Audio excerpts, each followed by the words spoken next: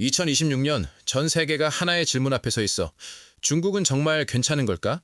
한때 세계의 공장이라 불리며 무서운 속도로 성장하던 나라, G2의 한 축으로 미국과 어깨를 나란히 하던 경제 괴물, 그 거인이 지금 자기 몸무게를 이기지 못하고 무릎부터 꺾이고 있다고. 부동산은 폭락하고 청년 실업률은 역사상 최악을 찍었고 지방정부는 공무원 월급조차 못 주고 있어. 그런데 더 무서운 건 이 붕괴가 중국 안에서 끝나지 않는다는 거야. 우리 한국의 수출, 주식시장, 환율, 그리고 당신의 통장 잔고까지 전부 이 폭풍의 사정거리 안에 있거든. 이 영상 하나로 지금 중국에서 무슨 일이 벌어지고 있는지, 그리고 그게 왜 당신의 돈과 직결되는지 확실하게 정리해 줄게. 끝까지 보면 당신이 지금 당장 해야 할 행동이 보일 거야. 야, 너 혹시 요즘 주식 계좌 열어봤어? 파란불 켜진 거 보고 내가 종목을 잘못 골랐나 하고 자책하고 있지? 아니면 경기도 안 좋은데 적금이나 더 들걸 이러고 있냐? 자, 봐봐. 지금 네 계좌가 박살나고 우리가 느끼는 물가가 이상한 이유가 단순히 네가 투자를 못해서가 아니야. 바로 옆집 덩치만 믿고 까불던 거인이 지금 뇌사 상태에 빠졌거든. 사람들은 중국이 망하면 우리한테 좋은 거 아니야? 라고 착각하는데 이게 진짜 위험한 생각이야. 중국이 쓰러지면 그 충격파가 한국을 정면으로 관통해. 수출 1위 국가가 어디야? 중국이야. 한국 수출의 20% 이상이 중국으로 간다고. 그 시장이 무너지면 우리 기업들은 어디다 물건을 팔아? 근데 사람들은 이걸 몰라. 에이, 중국이 망하겠어. 이러면서 눈 감고 있어. 헝다가 터졌을 때도 비구이안이 디폴트 쳤을 때도 일시적이겠지 하고 넘겼잖아. 근데 지금은 일시적인 게 아니야. 구조적으로 뼈대부터 무너지고 있는 거야. 오늘 내가 그 거인이 왜 쓰러졌는지, 그리고 그게 왜 네 월급 통장을 위협하는지 아주 적나라하게 보여줄게. 이 영상 끝까지 보면 너는 다른 사람들이 멍하니 당하고 있을 때 미리 움직일 수 있어. 내 이름은 최경재야. 난 우리 구독자들의 돈 지키는 법에 대해서 진짜 미친 듯이 고민하거든. 누가 시키는 것도 아닌데 새벽 3시에 IMF 리포트 읽고 있고 중국 인민은행 발표문 번역하면서 커피 마시고 있어. 왜? 내가 가장 무서워하는 게 뭔지 알아? 우리 구독자들이 준비 안 된 상태에서 경제위기 맞는 거야. 2008년 금융위기 때 얼마나 많은 평범한 사람들이 하루아침에 집을 잃었는지 알아? 그거 반복되게 놔둘 수 없어. 만약 네가 열심히 일하는데도 자산이 불어나긴커녕 불안한 경제 상황 때문에 밤잠 설치고 있다면 구독 버튼 누르고 이 영상이 도움되면 좋아요도 꼭 눌러줘. 알림 설정까지 해두면 내가 긴급한 경제 시그널 잡을 때마다 바로 알려줄 수 있으니까. 자, 솔직히 말해보자. 우리는 억소리만 나도 큰 존이잖아? 뉴스에서 땡땡 기업 부채 1조 원 이러면 와, 대단하다 하잖아. 근데 조도 아니고 경이야. 8경원. 숫자로 쓰면 8 뒤에 0이 16개 붙어. 이게 감이 안 오지? 비유를 하나 해줄게. 네가 매초 1억 원씩 갚는다고 해봐. 1초에 1억.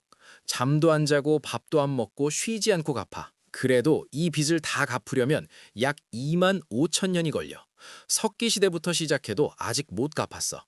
이 빚이 중국 전체가 1년 동안 뼈 빠지게 벌어들인 돈, 그러니까 GDP의 약 3배야. 쉽게 말하면 네가 연봉 5천만 원인데 빚이 1억 5천만 원 있는 상태라고 생각해봐.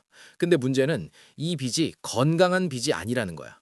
건강한 빚이란 뭐야? 빚을 내서 공장 짓고 그 공장에서 물건 만들어 팔아서 이자보다 더 많이 벌면 그건 투자야. 근데 중국의 빚은 사람 안 사는 아파트 짓고 차 안 다니는 고속도로 깔고 관광객 없는 테마파크 만드는 데 쓰였어. 돈이 돈을 벌지 못하는 빚. 이걸 금융에서는 비생산적 부채라고 불러. 사람들은 흔히 중국은 공산당이 통제하니까 절대 안 망해 라고 믿어. 이게 가장 위험한 착각이야. 2021년 헝다 사태 기억나? 중국 최대 부동산 개발사가 약 350조 원을 못 갚겠다고 드러누웠어. 단일 기업 빚이 웬만한 나라 연간 예산이야. 공산당이 통제한다면서 왜 헝다가 디폴트를 쳤어? 왜 비구이 위안도 뒤따라 쓰러졌어? 대답은 간단해. 이미 통제 불능이야. 독에 물이 가득 찼는데 뚜껑 꽉 닫아놓으면 안 넘칠 것 같지? 근데 물이 계속 차면 결국 독이 깨져. 지금 중국이 그 상태야. 뚜껑으로 막고 있는데 독 자체에 금이 가기 시작한 거지. 여기서 진짜 소름 끼치는 게 뭐냐면 중국 부동산이 무너진 방식이야. 이게 딱 합법적 폰지 사기였거든. 폰지 사기 알아? 새로 들어온 투자자 돈으로 기존 투자자한테 수익금을 지급하는 사기 수법이야. 결국 새 투자자가 안 들어오면 전체가 무너지지. 중국은 아파트를 짓기도 전에 돈을 다 받았어. 이걸 선분양이라고 해. 설계도만 보여주고 여기 아파트 생깁니다. 2년 뒤에 입주하세요 하면서 전액을 받아. 건설사는 그 돈으로 아파트를 지어야 하는데 그 돈을 들고 딴 땅을 또 사. 그리고 또 분양해. 또 돈 받고 또 땅 사고. 야, 집값 계속 오르잖아. 나중에 분양해서 메꾸면 돼. 이 마인드로 미친 듯이 질렀어. 건설사 입장에서는 돈 들어오는 게 끝이 없으니까 도박판에서 계속 베팅하는 거랑 똑같았어. 그런데 2020년 정부가 갑자기 브레이크를 밟았어. 시진핑이 3가지 레드라인이라는 정책을 발표해 부채 비율, 순부채 비율, 현금 대비 단기 부채 비율 3가지를 기준으로 이거 넘으면 더 이상 대출 안 해줘 라고 선을 그은 거야. 취지는 좋았어. 빚잔치를 멈추려고 한 거니까. 근데 문제는 이미 폰지 사기 구조로 돌아가고 있던 시스템에 갑자기 돈줄을 끊어버린 거야. 새 돈이 안 들어오니까 기존 프로젝트 완공을 못해. 분양받은 사람들은 집을 못 받아. 돈은 냈는데 집은 없어. 대출 이자는 나가는데 입주할 집이 공중에 떠 있어. 이 사람들이 가만히 있겠어? 주담대 상환 운동이 중국 전역으로 번졌어. 집 안 줄 거면 대출금도 안 갚겠다. 이게 수십만 가구에서 동시에 터졌어. 지금 중국에 사람 없는 유령 아파트가 최소 5천만 채에서 최대 9천만 채야. 이게 얼마나 많은 거냐면 한국 전체 주택이 약 1,800만 채거든.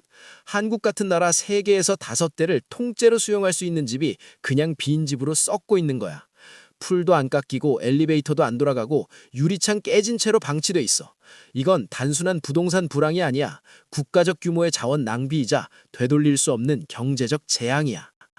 그러면 궁금하지 않아? 왜 중국 인민 14억 명이 전 재산을 부동산 하나에 몰빵했을까? 이걸 이해하려면 심리학을 알아야 해. 심리학에서 확증 편향이라는 게 있어. 사람은 자기가 믿고 싶은 정보만 골라서 듣고 불편한 진실은 외면하는 경향이 있거든. 지난 20년 동안 중국 집값은 단 한 번도 의미 있게 떨어진 적이 없었어. 1998년 주택시장 개방 이후 집값은 매년 오르기만 했어. 베이징, 상하이 아파트는 10년 만에 5배, 10배 뛰었어. 집은 배신하지 않는다. 이 믿음이 하나의 종교가 됐어. 중국에서 집이 없으면 결혼도 못해. 시어머니가 집 있어? 물어보는 게 국룰이야. 그러니까 영혼까지 끌어모아서 집을 샀어. 가계 자산의 70%가 부동산에 묶여 있어. 주식, 예금? 그런 건 곁다리야. 집이 곧 인생이었어. 한국도 이거 들으면 좀 찔리지? 우리도 가계 자산의 상당 부분이 부동산에 묶여 있거든. 집값은 절대 안 떨어져. 이 말 한국에서도 수없이 들어봤잖아. 확증 편향은 국경을 안 가려. 근데 지금 중국 현실은 집값이 고점 대비 30%에서 최대 50%까지 박살나고 있어. 일선 도시인 베이징, 상하이도 15에서 20% 빠졌고 3, 4선 도시는 반토막 난 곳이 수두룩해. 내가 평생 모은 돈 10억을 넣었는데 순식간에 7억이 됐어. 혹은 5억이 됐어. 그러면 사람 심리가 어떻게 되냐? 공포에 질려서 지갑을 닫아. 소비를 안 해. 혹시 더 떨어지면 어쩌지? 이 집 팔아야 하나? 근데 팔리지도 않는데? 이 공포가 소비를 얼어붙게 만들어. 나라면 무서워서 라면만 먹어. 외식, 여행, 명품 다 끊어. 이게 바로 지금 중국 내수가 박살난 진짜 이유야. 경기 부양을 하려면 사람들이 돈을 써야 하는데 자산이 녹아내리고 있으니 누가 돈을 써? 정부가 금리를 아무리 내려도 쿠폰을 아무리 뿌려도 사람들 마음속에 박힌 공포는 쿠폰으로 치료가 안 돼. 이게 디플레이션의 심리적 덫이야. 한번 빠지면 빠져나오기가 정말 어려워. 지금 건설사만 망하는 거면 그래도 좀 낫지 않아? 이런 생각 들지? 안타깝지만 진짜 문제는 지금부터야. 부동산은 빙산의 일각이야. 수면 아래 숨겨진 진짜 괴물이 있어. 이름이 좀 어려운데 LGFV, 지방정부 융자 플랫폼이야. 쉽게 설명해 줄게. 중국의 지방정부는 법적으로 직접 채권을 발행하는데 한계가 있었어. 중앙정부가 야, 지방이 마음대로 빚내면 안 돼! 하고 규제를 걸어놨거든. 근데 지방정부 입장에서는 도로도 깔아야 하고 다리도 놓아야 하고 신도시도 만들어야 하잖아. GDP 올려서 승진해야 하니까. 그래서 편법을 쓴 거야. 페이퍼 컴퍼니 같은 특수 목적 법인을 하나 만들어. 이름도 그럴싸하게 땡땡시 도시개발 투자 유한공사 이렇게 지어. 그리고 이 회사 이름으로 은행에서 돈을 빌리고 채권을 찍어내고 신탁상품을 팔아. 사실상 지방정부 빚인데 장부에는 기업 부채로 잡히는 거야. 일종의 엄마 몰래 만든 마이너스 통장이지. 장부상으로는 엄마 빚이 아닌 것처럼 보이는데 결국 갚아야 할 사람은 엄마야. IMF 추산으로 이 LGFB 부채만 약 1경 2천조 원이야. 중국 GDP의 절반에 육박해. 이게 공식 정부 부채에 안 잡혀 있었으니까 사람들은 중국 정부 부채가 GDP 대비 그렇게 높지 않아 라고 착각했던 거야. 근데 이 그림자 부채를 더하면 총 부채가 GDP의 30%를 넘어. 이게 바로 8경원의 정체야. 근데 진짜 문제는 이 돈이 어디에 쓰였느냐야. 이 돈으로 지은 고속도로에 차가 안 다녀. 산업단지에 둥장이 없어. 컨벤션 센터에 행사가 안 잡혀. 수익이 안 나오는데 이자는 매달 나가. 그럼 어떡해? 또 빚내서 이자 갚아. 이자 갚으려고 빚내고 그 빚의 이자를 또 빚내서 갚아. 완벽한 좀비 상태야. 죽지도 살지도 못하는 언데드 경제가 된 거야. 이게 왜 더 무서운지 알아? 이 LGFV 채권과 신탁상품을 누가 샀냐면 중국의 은행과 일반 투자자들이야. 이게 터지면 건설사 몇 개 망하는 수준이 아니야. 금융 시스템 전체가 흔들리는 거야. 은행이 부실 채권을 떠안고 은행이 흔들리면 예금자가 불안해지고 예금자가 불안해지면 뱅크런이 터지고 도미노야. 이게 얼마나 심각한 수준까지 왔냐면 숫자로 이야기할 때는 좀 멀게 느껴질 수 있잖아. 근데 이걸 보면 실감이 확 와. 지금 중국 지방 공무원들 월급이 안 나와. 중국에서 공무원은 뭐야? 가장 안정적인 직업이야. 부모님들이 너 공무원 해라 하는 건 한국이나 중국이나 똑같아. 그 공무원들 월급이 끊기고 있어. 경찰 연봉이 20, 30% 깎였다는 보도가 나오고 교사들 수당이 잘리고 심지어 어떤 지방에서는 몇 달째 월급이 밀리고 있다는 거야. 이게 뭘 의미하냐면 지방정부 곳간이 바닥났다는 뜻이야. 아까 말한 LGFB로 돈 끌어다 써도 이자 갚기도 빠듯한데 공무원 인건비까지 감당이 안 되는 거야. 중국 지방정부 수입의 약 40%가 토지 사용권 매각이었어. 부동산이 화랑일 때는 땅을 팔아서 돈이 펑펑 들어왔는데 지금 부동산이 얼어붙으니까 땅을 내놔도 안 팔려. 수입원이 말라버린 거야. 공무원이 시위를 한다니까? 나라밥 먹는 사람들 월급도 못 주는데 내 예금은 안전할까? 이 생각이 일반 시민들 머릿속에 퍼지기 시작하면 진짜 무서운 일이 벌어져. 그게 바로 뱅크런이야. 대규모 예금 인출 사태. 이미 2022년에 허난성 농촌은행에서 뱅크런 조짐이 나왔었어. 사람들이 돈 찾으러 은행에 갔더니 시스템 오류라면서 출금이 안 돼. 나중에 알고 보니 은행이 예금을 LGFB한테 빌려줬는데 그게 부실화된 거야. 사람들이 거리에 나와서 내 돈 내놔 시위를 했어. 정부가 진압했어. 사람들이 은행을 못 믿기 시작하면 그 경제는 그냥 끝난 거야.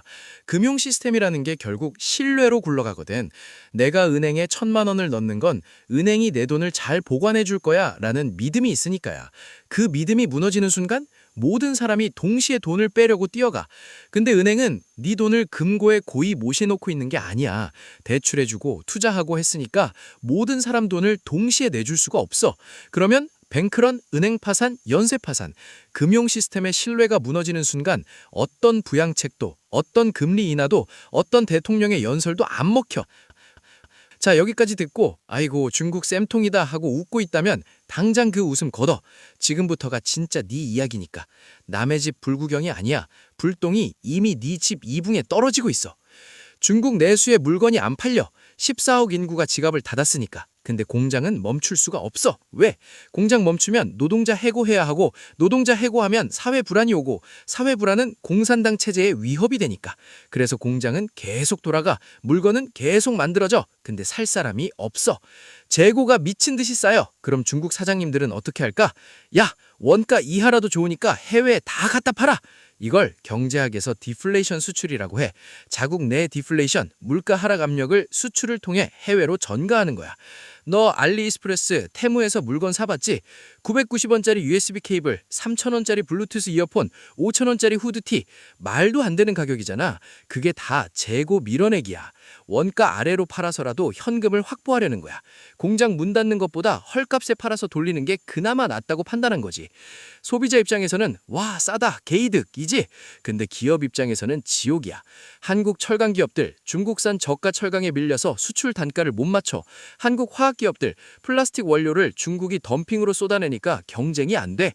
한국 중소제조업체들 같은 품질이면 가격에서 밀리고 가격 맞추면 적자야. 삼성전자 중국 시장에서 점유율 1%대야. 1%. 현대차도 중국에서 거의 철수 수준이야. 한때 중국 시장에서 100만 대씩 팔던 현대차가 지금 공장 팔고 있어. 이미 현실이야. 그리고 더 큰 그림을 봐. 한국 수출의 중국 비중이 20%가 넘어. 반도체, 디스플레이, 석유화학, 한국의 핵심 수출 품목들이 중국에 의존하고 있어. 중국 경제가 침체하면 이 수요가 줄어들고 한국 기업 매출이 줄고 고용이 줄고 네 월급이 줄어. 이게 디플레이션 수출의 쓰나미야. 저 멀리서 오는 것 같은데 이미 발밑에 물이 차오르고 있는 거야. 자, 여기까지 들으면 무서워서 이불 덮고 싶지? 근데 이불 속에 숨어 있으면 위기가 비켜가냐? 안 비켜가. 위기는 준비된 사람 앞에서만 기회가 돼. 그러니까 멍하니 있다가 같이 죽지 말고 지금 당장 움직여. 내가 딱 3가지 액션 플랜을 정해준다. 첫 번째, 중국 의존도를 냉정하게 체크해라. 네가 투자한 주식, ETF 중에 중국 매출 비중이 30%가 넘어가는 기업이 있는지 확인해봐. 화학, 철강, 자동차, 일부 반도체, 중국 의존도가 높은 종목들은 지금 당장 포트폴리오를 재점검해야 해. 중국이 회복하면 같이 반등할 거야 라는 희망은 지금 희망이 아니라 도박이야. 지금은 저점 매수가 아니라 떨어지는 칼날일 수 있어. 칼날 잡다가 손 잘려. 두 번째, 차이나 플러스 원에 올라타라. 글로벌 공급망이 대전환주의야. 애플이 아이폰 공장을 중국에서 인도로 옮기고 있지. 삼성은 이미 베트남에 거대한 생산기지를 구축했고 미국은 멕시코에 니어시오링을 하고 있어. 글로벌 자금이 중국에서 빠져나와서 인도, 베트남, 멕시코, 인도네시아로 흘러가고 있어. 돈의 흐름이 바뀌는 길목에 서 있으라고. 인도 인프라 ETF, 베트남 성장주, 멕시코 니어쇼링 수혜기업 이런 곳에 관심을 가져봐. 세 번째, 현금 흐름을 확보하라. 이게 가장 중요해. 중국발 금융위기가 본격적으로 터지면 한국 환율이 급등하고 주식시장이 출렁일 거야. 2008년 리먼 사태 때 코스피가 반토막 났던 거 기억해? 그때 현금 들고 있던 사람들은 반값에 삼성전자를 살 수 있었어. 빚내서 투자하지 마. 마진으로 레버리지 때리지 마. 포트폴리오에서 현금 비중 최소 20%는 무조건 챙겨둬. 위기가 왔을 때 공포에 질려서 파는 사람이 아니라 침착하게 줍는 사람이 돼야 해. 기회는 항상 위기 때 오니까. 사람들이 진짜 모르는 게 뭐냐면 위기는 예고 없이 오는 게 아니야. 2008년 금융위기도 1997년 IMF도 사후에 돌아보면 시그널은 이미 충분히 있었어. 문제는 대부분의 사람들이 그 시그널을 무시했다는 거야. 지금 내가 이 영상에서 말한 모든 시그널들, 8경원의 부채, 유령도시 9천만 채, LGFB 좀비 부채, 공무원 월급 미지급, 디플레이션 수출, 이것들이 다 동시에 터지고 있어. 단지 사람들이 설마 하면서 귀를 막고 있을 뿐이지. 중국은 이제 과거의 고성장 국가가 아니야. 인구는 줄고 있고 부채는 천문학적이고 부동산은 폐허가 됐고 청년 실업률은 공식 통계로만 20%를 넘어. 비공식으로는 40에서 50%라는 분석도 있어. 나라 절반이 백수라는 말이 과장이 아닌 거야. 늙고 병들고 빚더미에 앉은 거인. 그 거인이 쓰러지면서 일으키는 지진이 한반도를 흔들고 있어. 이건 뉴스에서 잠깐 보고 넘길 이야기가 아니야. 네 자산, 네 직장, 네 미래에 직결되는 이야기야. 세상이 바뀌었으면 네 투자 방식도 바뀌어야 해. 과거에 먹혔던 전략이 앞으로도 먹힌다는 보장이 없어. 중국이 다시 올라올 거야 라는 막연한 기대로 포트폴리오를 방치하지 마. 냉정하게 숫자를 보고 흐름을 읽고 미리 움직여. 오늘 이 영상 보고 무섭다 하고 끝내지 마. 그게 가장 위험한 거야. 공포를 느꼈으면 그 공포를 행동으로 바꿔. 당장 네 포트폴리오 열어서 중국 리스크가 어디 숨어 있나 확인해. 자산 배분을 다시 점검하고 현금 비중을 확인하고 중국 의존도 높은 종목이 있으면 대안을 찾아봐. 그게 너와 네 가족을 지키는 첫걸음이야. 난 네가 멍청한 투자로 돈 날리는 걸 절대 못 봐. 난 네가 준비 안 된 상태에서 위기에 휩쓸리는 걸 용납 못해. 그러니까 이 영상이 정신 번쩍 들게 했다면 구독 눌러. 좋아요 눌러. 그리고 네 주변에 아직도 중국 괜찮을 거야 라고 안이하게 생각하는 사람이 있다면 이 영상을 공유해줘. 다음 영상에서는 중국 경제 붕괴가 한국 부동산 시장에 미치는 구체적인 영향, 그리고 우리 아파트 가격이 어떻게 될 건지 아주 적나라하게 파헤칠 거야. 놓치지 마. 지금까지 최경재였어. 정신 똑바로 차리자. 안녕.